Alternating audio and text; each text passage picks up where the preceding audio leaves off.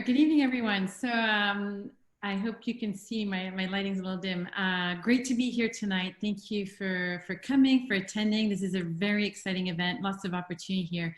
I'm going to share my screen and we're going to dive into some content. Here we go. So, and I'm going to go into, let's see, sorry, the Zoom info is in my way. I'm trying to get the... You can just drag it out of your way. Just grab it. So view, Judy, you want slideshow? I do want slideshow. Oh, there it is. So, there we go. Thank you. Okay, let's dive in. So we're going to talk about preparing your investor pitch deck. For this is the deck that you'll be presenting to investors. It is going to be approximately 12 to 14 slides long max, and it will not be more than 10 minutes. So you have 10 minutes to present, pitch your startup to investors. So before I dive into that, I'm going to give you a quick, are you seeing the participants on my screen or just the deck, the slide deck? Judy, we see your deck. Okay, great, thank you. So my background real quick, originally I started my career as a corporate and securities attorney in Palo Alto in Silicon Valley. So I represented tech startups, mostly in equity funding deals. And that's pretty much all I did for 5 years, 6 years. I also represented VCs on the VC side, but mostly founders on the startup side. I've also done some M&A work, mergers and acquisitions, and taken a couple companies all the way through to IPOs. That's an initial public offering on the public market. But my career took me down to San Luis Obispo, where I'm now the Economic Development Director for the region. I'm passionate about working with tech startups. It's the best way to diversify our local economy. And as part of that effort, I run an incubator here in San Luis Obispo. And we, as Ms. Misty mentioned, we set up a fund every single year. We're launching Fund 4 right now as we speak. It is an amazing way to connect startups with investors. And here's how you do it. Let's start. So first of all, it's all about creating the initial hook when you talk to your investors. You pretty much have 10, 30 seconds max to actually engage with your audience. And we're going to work slowly and progressively when we do the pitch deconstruction. We're going to teach you how to pitch in 1 minute, 3 minutes, and then evolve towards the full 10-minute pitch. So today I'm going to give you the overview of the full 10-minute pitch. But when we do pitch deconstruction, you need to be able to answer that initial question. What do you do? 1 minute. It has to be concise, precise, no rambling, no going into all the features about what your product does or what all the value adds of your services, et cetera, et cetera. You need to be able to identify the problem that your audience is going to relate to and provide the immediate solution in 1 sentence. And the best way to do this is often to tell a story. And we encourage you to go into storytelling mode because you're going to connect with the right side of the brain, which is the more emotional side of the brain. And people are more likely to, once they've connected at that level, they're more likely to engage. And I'm quoting here, this is a great book, which I would recommend to all of you. The right brain dominance is the new source of competitive advantage. So we're going to talk about competitive advantage. If you don't have specific IP or other specific differentiating factors, if you can connect emotionally, that can actually put you ahead of the curve. So let's dig into this a bit more. And then we're going to talk about how to do this storytelling in a smart way. You're going to want to set the stage, manage expectations so that your audience knows where you're leading them to. You're going to want to set questions. Questions are going to trigger the interest of your audience and then answer those questions as you story tell. And then you just repeat the process throughout the slide deck.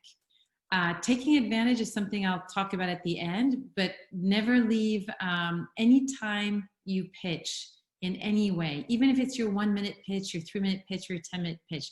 The 10-minute pitch, you need to end with an ask. And there's many different ways to place an ask. The 10-minute pitch is obviously the ask is going to be the amount of funding that you need for your startup.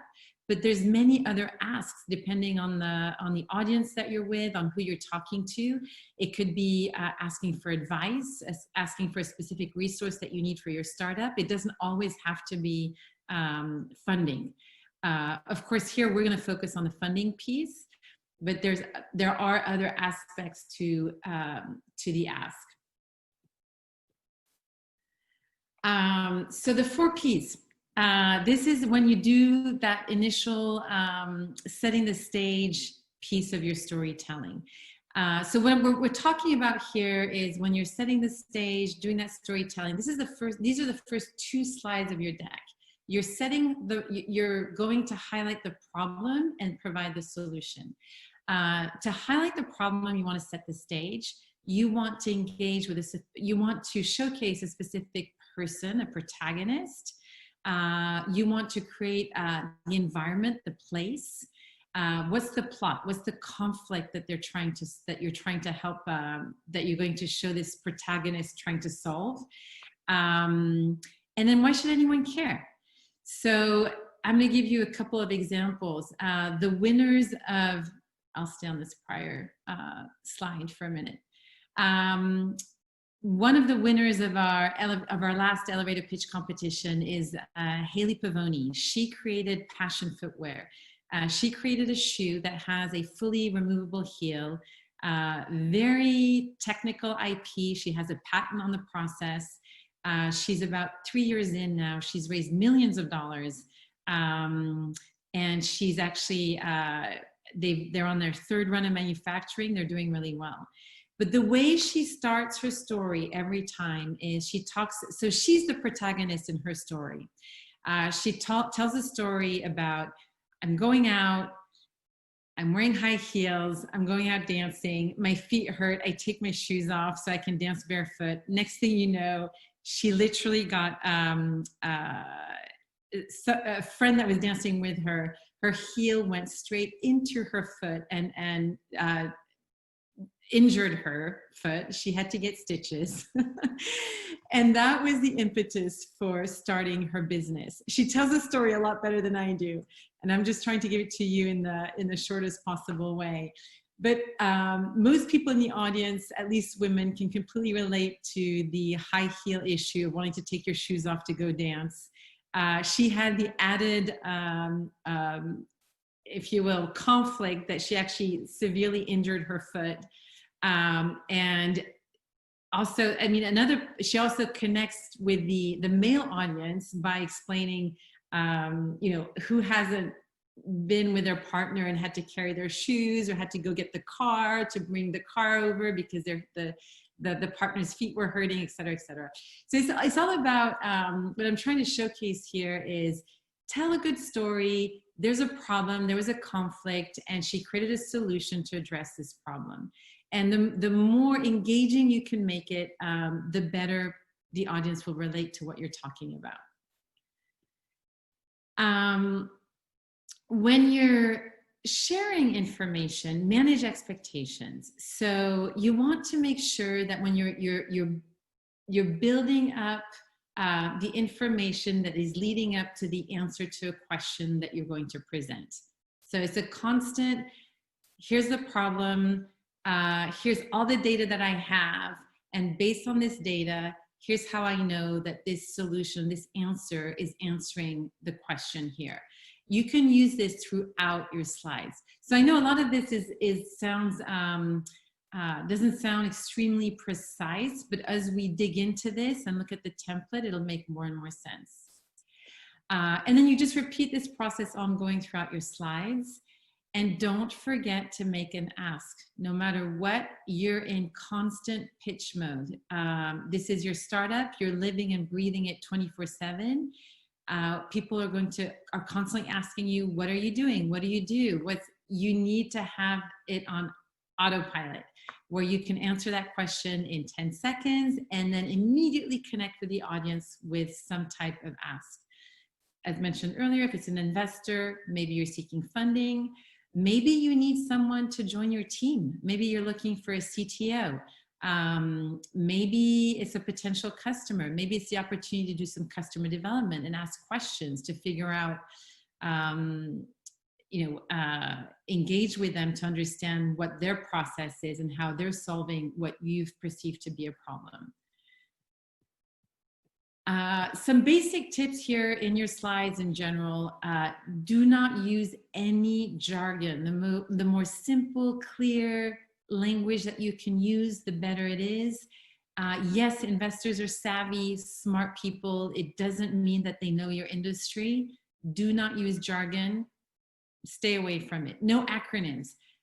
For the most part, people will not know what those acronyms mean. Again, we're sometimes so immersed in our industry, in our expertise. We assume that people know what we're talking about, but they don't. And you want to avoid putting up any barriers to the information that you're trying to share. An acronym, jargon, that creates a barrier between you and your audience.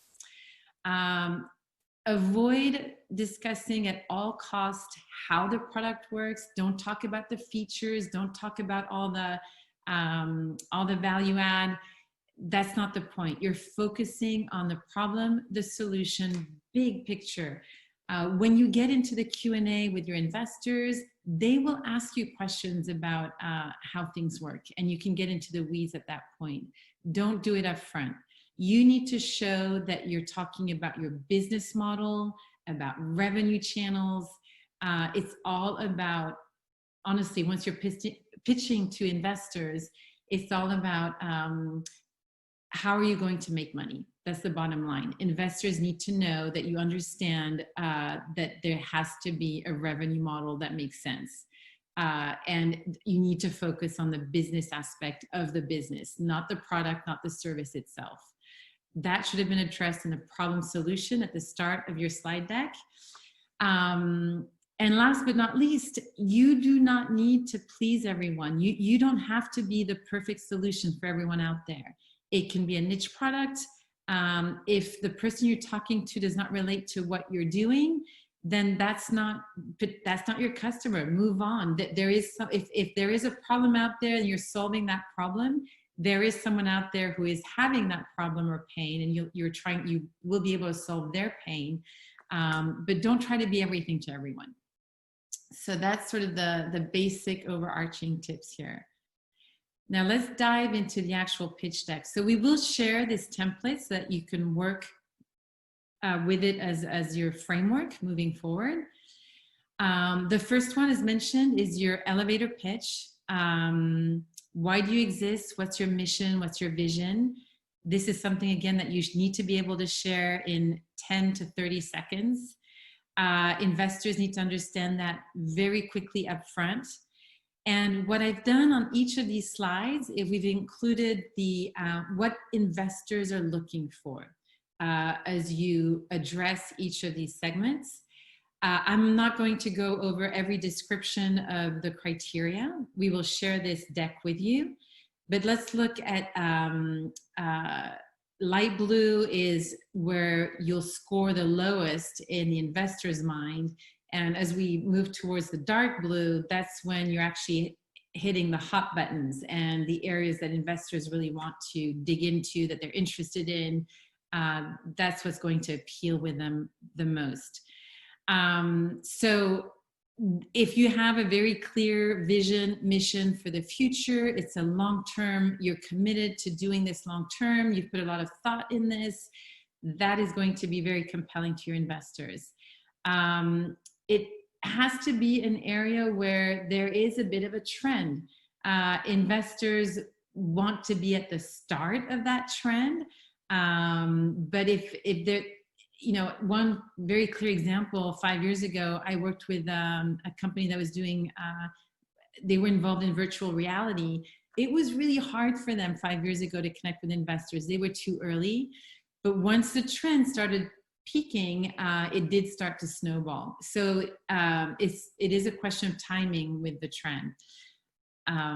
Okay, let's move on. Once you've identified your mission, your vision, what is the problem that you're solving?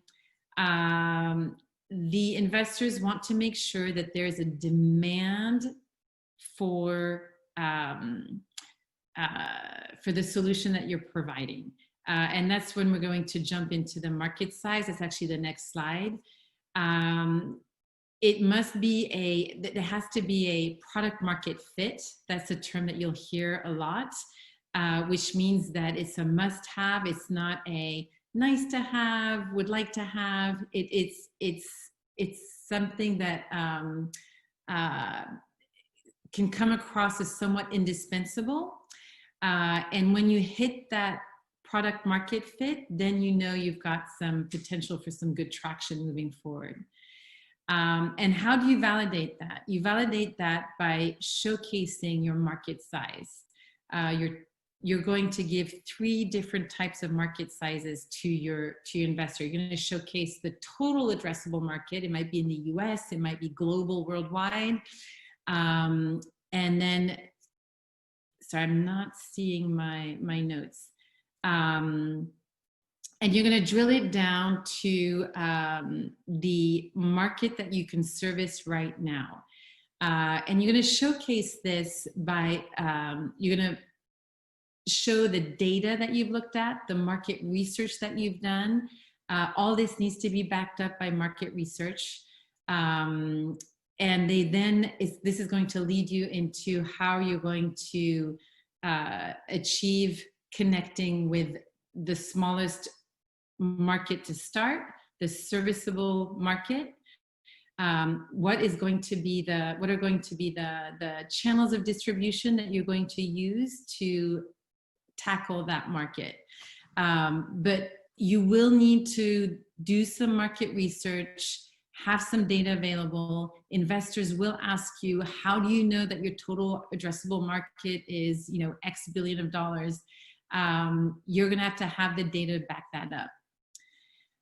The larger the market, the more interested the investors are going to see, because then they can project out and see, okay, if there is traction, if it does grow, if we do put money into this and allow for to accelerate that growth, then there's potential for a return on their investment at some point in time.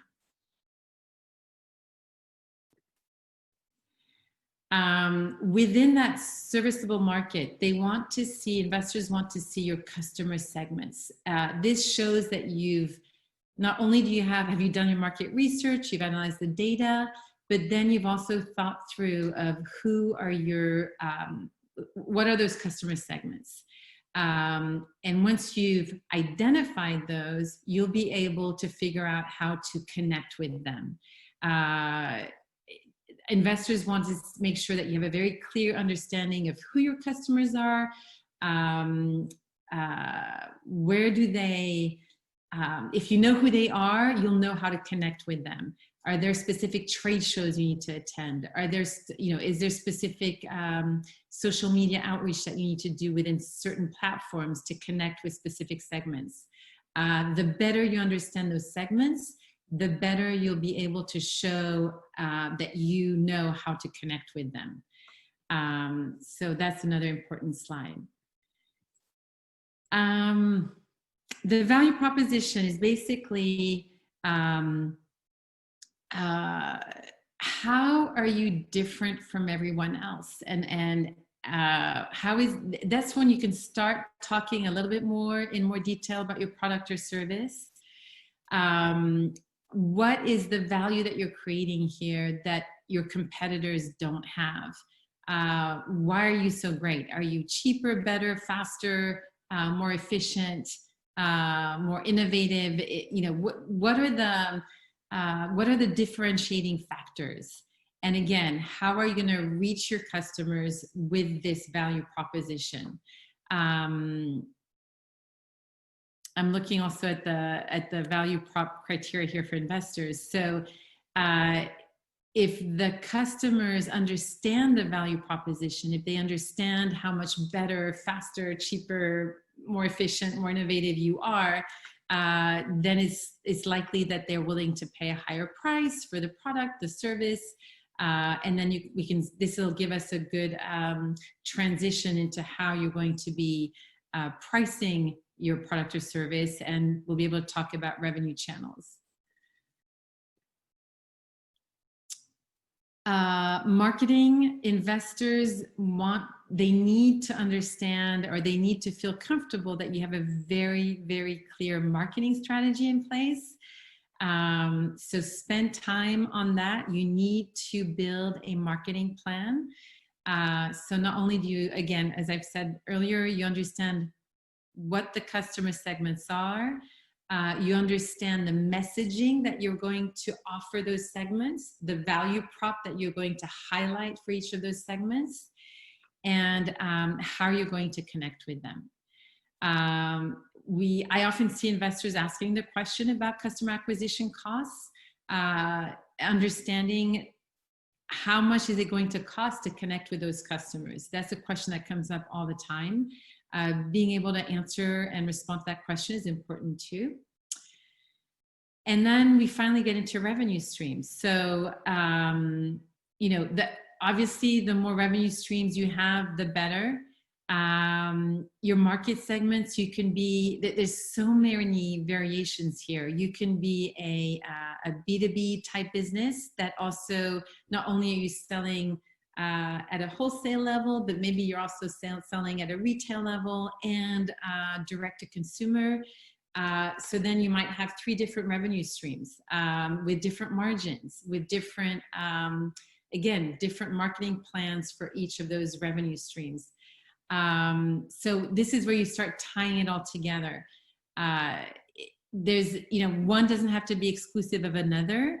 The more revenue streams, the better. There's, if you can diversify, as we've seen, I mean, this year has been a perfect example, right? Under COVID, the companies that were focused on one revenue channel, one revenue stream, were more highly impacted than those that had a more diversified means of connecting with different customer segments. And also, yeah, so that's enough on that slide. The competition. So investors want to make sure that you are extremely well aware of who else is out there. The fact that there's competition is a good thing. Often founders of startups are worried that, oh my gosh, X, Y, and Z are already doing what I'm doing, then there's no point in doing what I'm doing. On the contrary, it can validate that what you want to do, there's a market for it. So it's a good thing. Competition is healthy. But you have to remember, you will need to be able to highlight how are you different, and is it enough for anyone to care? And again, I talked about this earlier. What's your value prop? What's different about you from your competition? You need to be able to highlight that. So the fact that there is competition, it is a good thing. That means that there's a need for your product or service. That means that there's already customers out there for you. But how are you different from the competition? So the best competitive advantage that you can have is intellectual property, IP. If you have something that can be patented, you need to, if you can showcase that you're taking the steps necessary to protect your IP, to get a patent filed with the USPTO office, that is a great thing. It shows that you have already somewhat developed your product, that you have you've been able to submit a case for the patent office to get it protected. It shows that your product has unique features. If it's worthy of a patent, that means there's something original, novel, new about this concept that you have. So it validates that piece. Also, it allows you to differentiate yourself from the competition, and maybe even and also protect what you have, obviously. Although protection that's a complex issue, because you also have to have the funding to be able to protect what you have.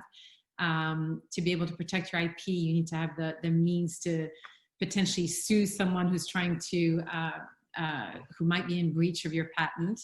But having something defensible is important.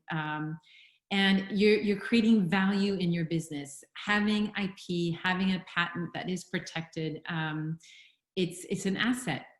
Investors know that if they are investing in a company that has IP, that asset has value, and should you position yourself to be acquired, which is typically for most startups, that's what the exit strategy looks like. Having that asset builds value in your business. It means that you can get acquired for a higher value.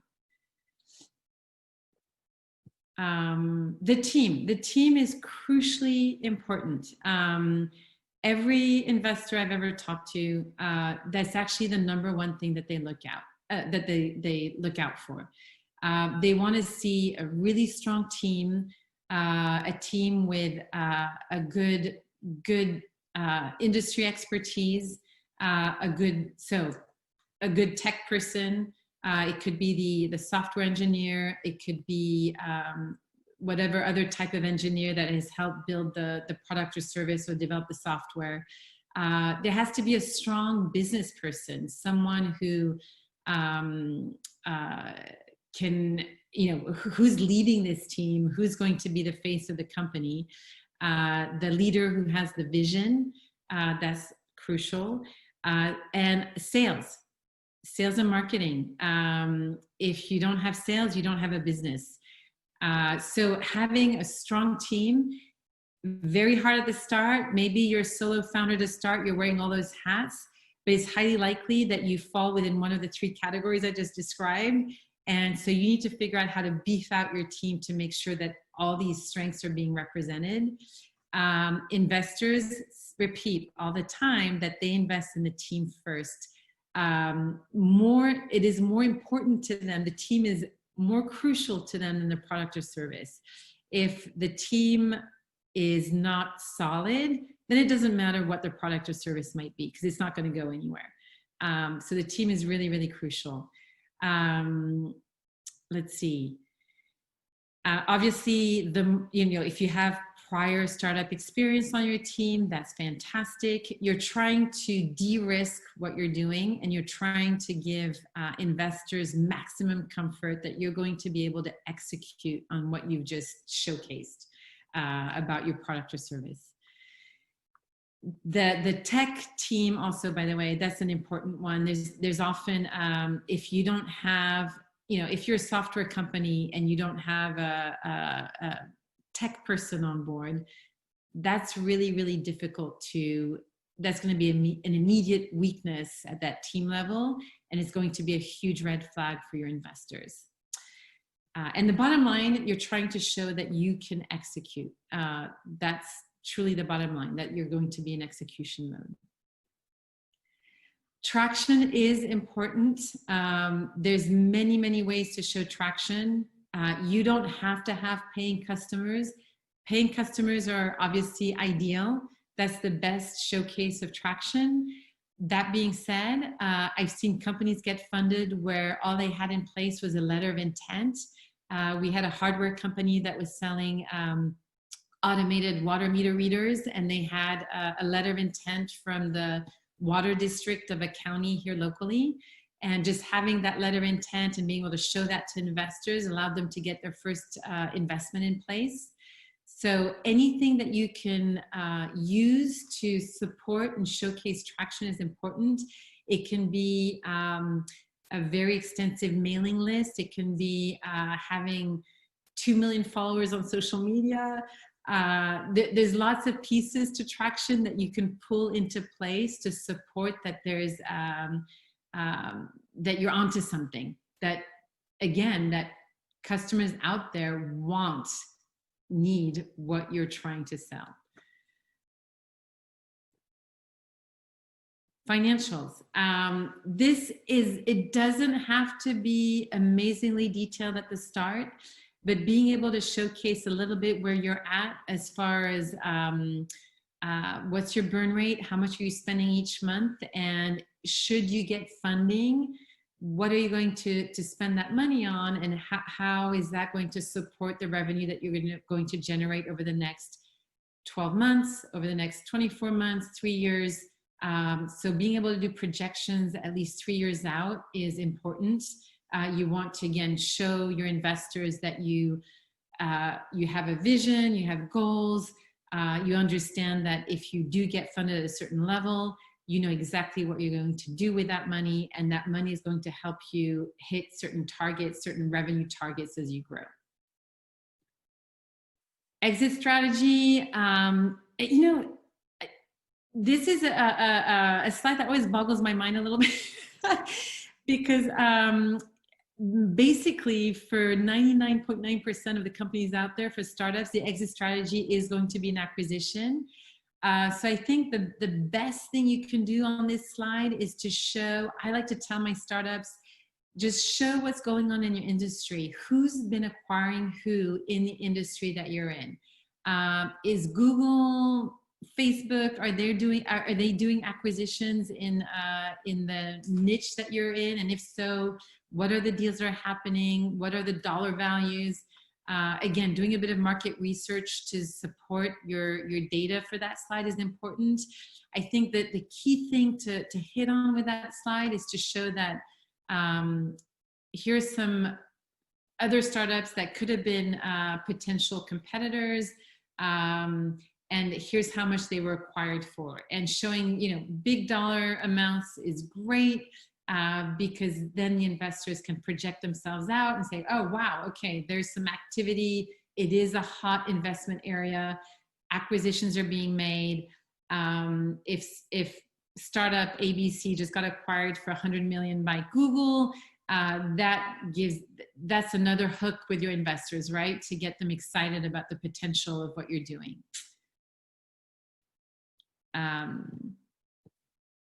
And then last but not least, how much are you raising? If you're in the very early stages, you're probably trying to raise somewhere around, you know, $100,000, $200,000, and that's a great first round of funding. If you're a little bit further along, maybe you're trying to raise $500,000, $1 million, $500,000, $2 million. But be precise. And don't be scared to just own it. This is how much I need, and this is what I'm going to do with the funding. Typically, investors like to see the funding being used to hire some of the key people that you need to bring onto your team to get, again, to be in execution mode so you can execute on the things that you've projected in your timeline that you're going to be doing. So, you know, we will be helping you with that on how to best describe your budget based on the amount of funding that you want to raise.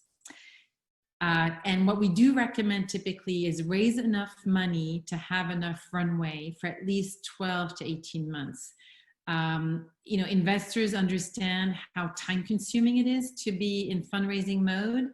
And once they'd rather you raise enough in one round of funding, so then that you have the time and the energy to completely focus on the business, and you're not going back out every 6 months to try and raise more money.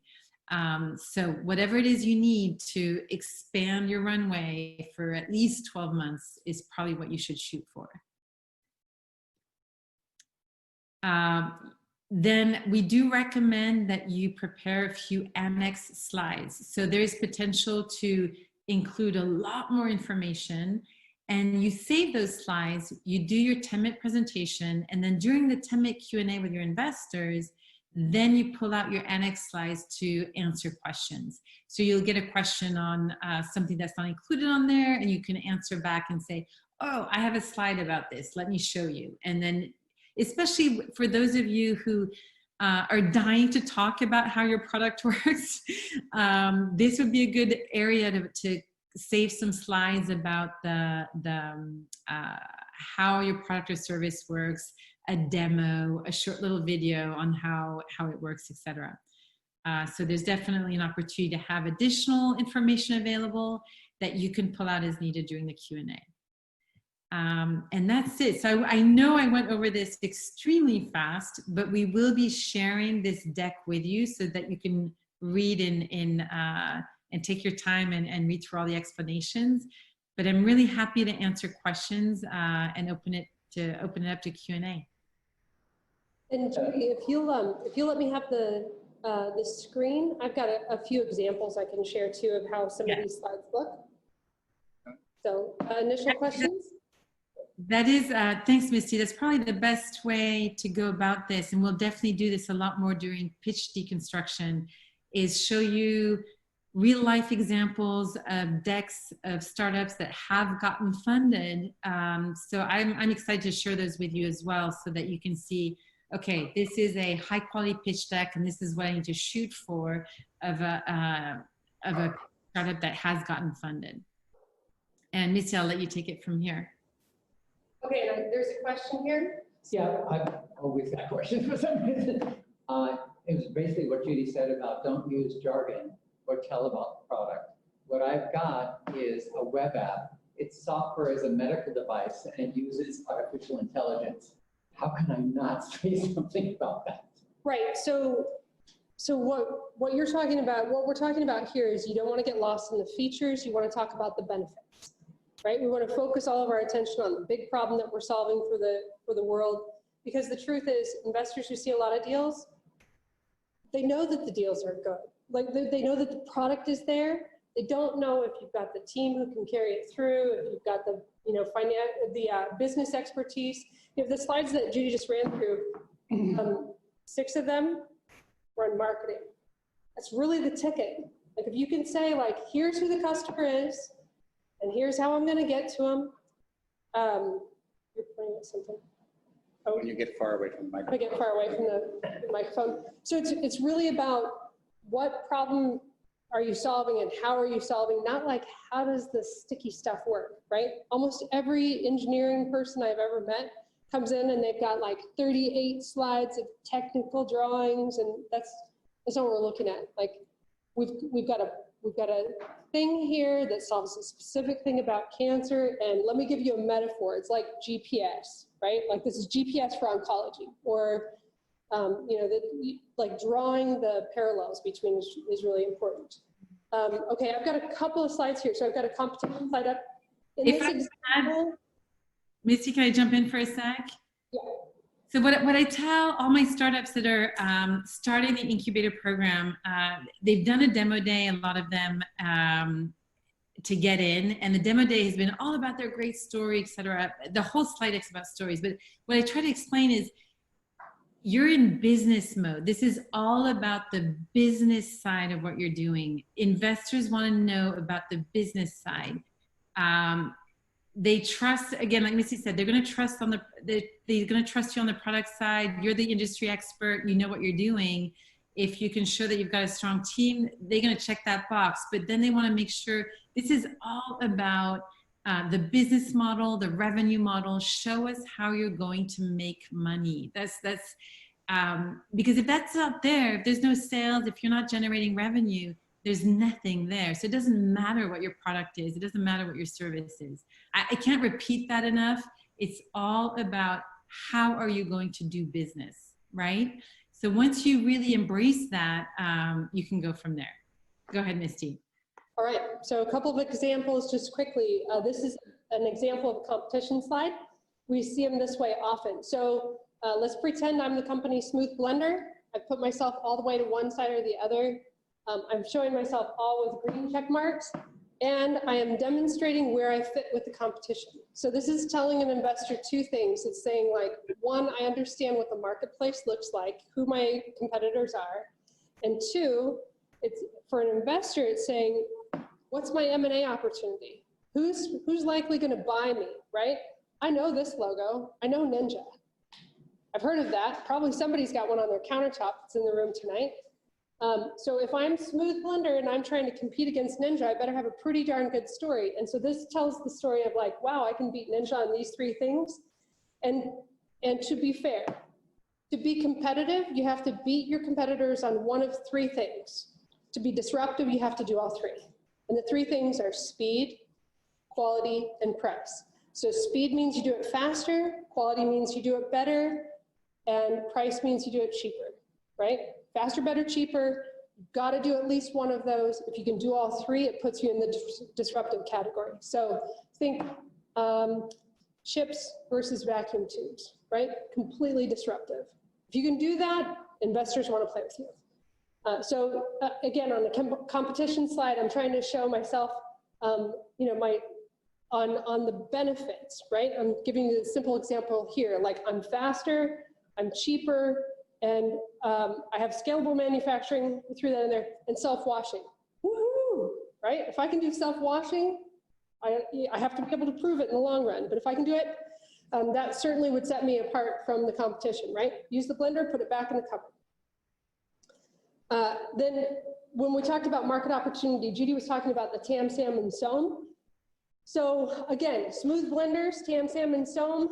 We've got a couple of assumptions. One assumption is that it's a growing market, right? So the 2025 kitchen accessories market versus the 2020 millennial blender buyers, right?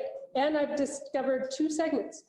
My segments that I'm chasing are margarita lovers. You know, maybe I've got a path to Twitter things that are, you know, like all the different margarita contests around, and I've got a influencer strategy that gets great bartenders to promote my blender or something like that. And my second segment is organic baby food mamas, right? Moms who make their own baby food.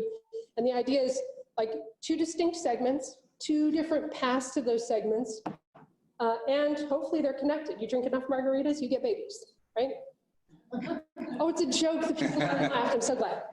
All right, so again, big market. What I think I can get to in the next year, something in between. So we have a question back here. Can we hypothetically just take a company like Facebook? How would that apply? Because it seems like it's everybody, anyone would be interested, all the way from school kids to adults, from every aspect of society. Everybody uses Facebook. So how would they break this down into a TAM, SAM, SOM? Would that even be possible? If you're Repeat the question. Yeah, so to repeat the question, what's the parallel for Facebook? Fair enough, is that the parallel for Facebook is Facebook was designed for college-age boys to chase college-age girls, right? We found a whole bunch of other segments that it's useful for, right? Like as a new grandma, it's like amazing for me, right? All my college buddies need to see this grandkid of mine, like it's totally different segment. So does that answer your question? Okay, That was in the beginning, and they lost, but now everybody uses it. I mean, billions of people use it. So how does this TAM, SAM, SOM break down so that we can understand on a macro level what TAM as opposed to SAM as opposed to SOM? Okay, so again, I'm going to get away from Facebook.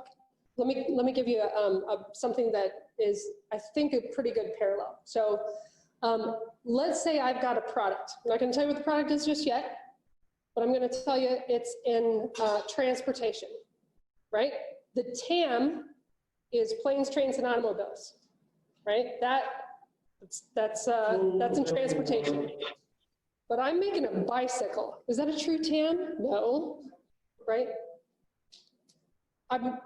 Facebook is not a fair example because it's a global phenomenon. They've already raised. It's already done raising. Right. It's completely. But I have a platform very similar to Facebook. That's why I'm trying to understand. So if you have, okay, so then the question is, if you have let's say you have a platform that's very similar to Facebook, you're going to chase down a segment or a handful of segments that you've got a clear path to. People are going to pay you money, or you're going to develop a user base based on something specific, and you're not going to try and tackle a global market altogether. Unless you're raising, let's say you're raising, $1 billion, towards those end. If you're not in a position to raise $1 billion, you're picking a segment. So why pick a segment and leave out a segment? Okay, so the question is, why pick one segment and leave others out? Think about the path to the customer. Does every customer buy everything for the same exact reason? No.